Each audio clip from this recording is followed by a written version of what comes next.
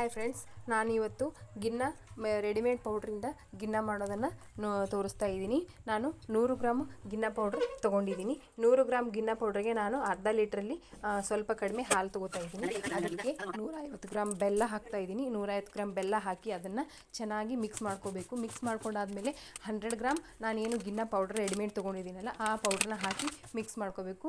ಒಂದು ಸ್ವಲ್ಪನೂ ಗಂಟು ಇಲ್ಲದೆ ಇರೋ ಹಾಗೆ ಅದನ್ನು ಚೆನ್ನಾಗಿ ಮಿಕ್ಸ್ ಮಾಡ್ಕೋಬೇಕು. ಮಿಕ್ಸ್ ಮಾಡ್ಕೊಂಡಾದ್ಮೇಲೆ ಅದನ್ನು ಒಂದು ತಟ್ಟೆಗೆ ನಾವು ಶೋಧಿಸ್ಕೋಬೇಕು. ಸಾನ್ಗೆಯಿಂದ ನಾವು ಅದನ್ನು ಸಾನಿಸ್ಕೊಂಡಾದ್ಮೇಲೆ ಒಂದು ಬೌಲ್ಗೆ ನೀರನ್ನು ಬಿಸಿ ಮಾಡೋಕ್ಕೆ ಇಡಬೇಕು.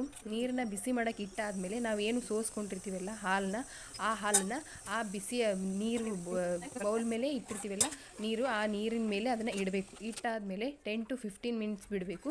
ಅಷ್ಟು ಬಿಟ್ಟಾದಮೇಲೆ ಅದಕ್ಕೆ ಸ್ವಲ್ಪ ಡ್ರೈ ಫ್ರೂಟ್ಸು ಮತ್ತು ಏಲಕ್ಕಿ ಪೌಡ್ರನ್ನ ಹಾಕ್ಕೋಬೇಕು. ಹಾಕ್ಕೊಂಡಾದ್ಮೇಲೆ 5 ನಿಮಿಷ ಬಿಟ್ಟು ಅದು ರೆಡಿಯಾಗಿರುತ್ತೆ. ಅದನ್ನು ನಮಗೆ ಯಾವ ಶೇಪಿಗೆ ಬೇಕೋ ಆ ಶೇಪಿಗೆ ಕಟ್ ಮಾಡಿಕೊಂಡ್ರೆ ಈ ರೀತಿ ಗಟ್ಟಿಯಾದ ಗಿನ್ನ ರೆಡಿಯಾಗಿರುತ್ತೆ.